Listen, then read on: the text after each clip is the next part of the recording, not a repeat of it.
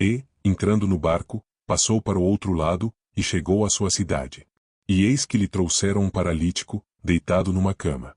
E Jesus, vendo a fé deles, disse ao paralítico: Filho, tem bom ânimo, perdoados te são os teus pecados.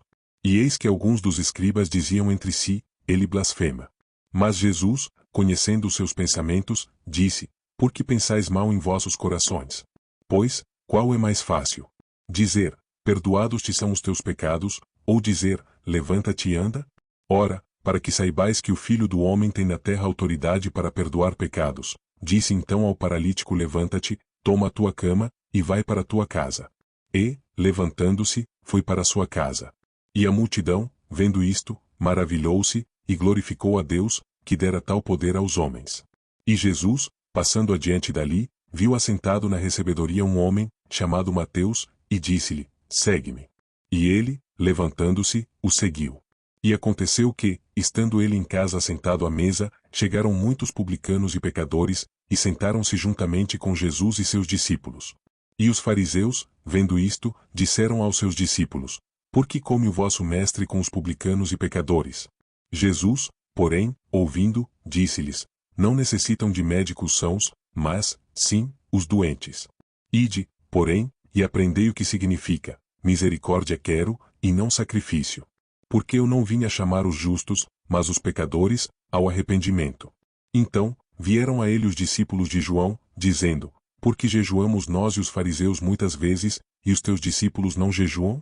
E disse-lhes Jesus: Podem porventura andar tristes os filhos das bodas, enquanto o esposo está com eles? Dias, porém, virão, em que lhe será tirado o esposo, e então jejuarão.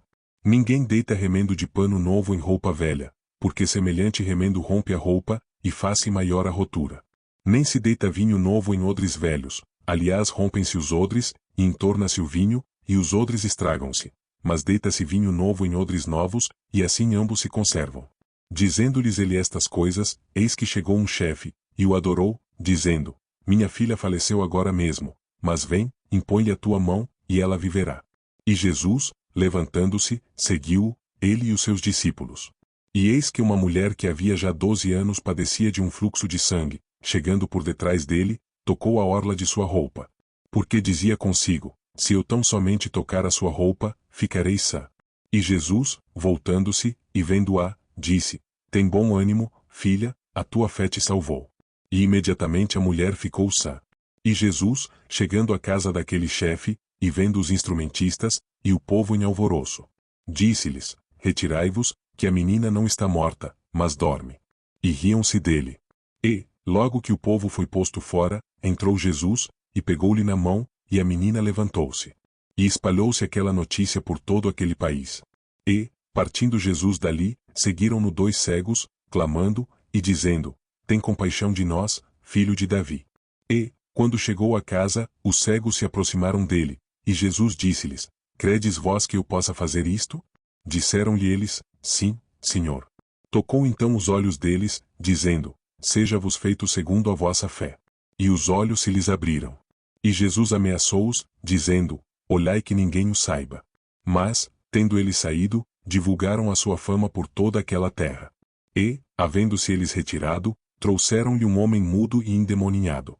E, expulso o demônio, falou o mudo, e a multidão se maravilhou, dizendo: Nunca tal se viu em Israel.